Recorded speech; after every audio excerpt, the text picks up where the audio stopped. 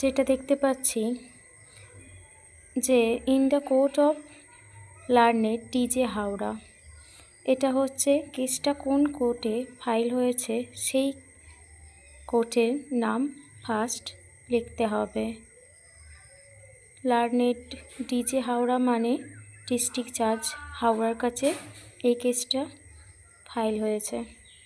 এখানে এটাও হতে পারে সেকেন্ড জেম হাওড়া, থার্ড জেম হাওড়া, এইভাবে যে কোর্টের আন্ডারে কেসটা আছে সেটা কোর্টরুমের নামটা আমরা এখানে লিখব।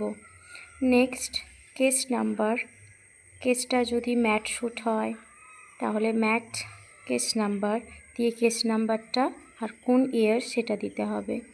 যেমন দেওয়া হয়েছে 300 অফ 2025, কেসটা নাম্বার 300 আর কেস ইয়ার হচ্ছে 2025।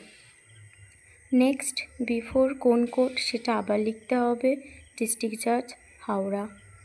তারপর প্লেন্টিফ নেম, প্লেন্টিফের নাম কি সেটা বা অ্যাপ্লিকেন্ট যে তার নামটা লিখতে হবে, লেখা আছে রিয়া বিশ্বাস।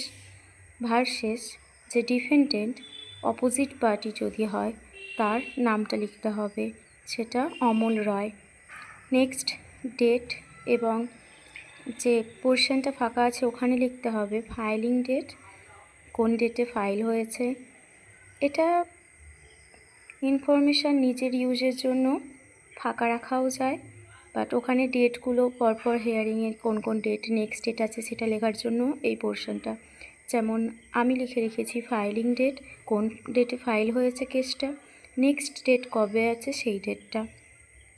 একদম নিচে যেখানে লেখা আছে ব্রিফ ফর প্লিটার অ্যাডভোকেট, অ্যাডভোকেটের নাম মানে আপনার নাম বা কোন অ্যাডভোকেটের আন্ডারে কেসটা আছে সেই অ্যাডভোকেটের নাম এবং উইথ যে আপনার অপোজিট পার্টি সেই অপোজিট পার্টির অ্যাডভোকেটের নাম নিচে লিখতে হবে।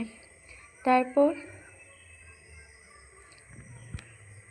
বাঁ দিকে দেখতে পাচ্ছি ক্লায়েন্টের নেম এবং তার অ্যাড্রেস দিতে হবে এবং তার নিচে রিমার্কসে ডেট অফ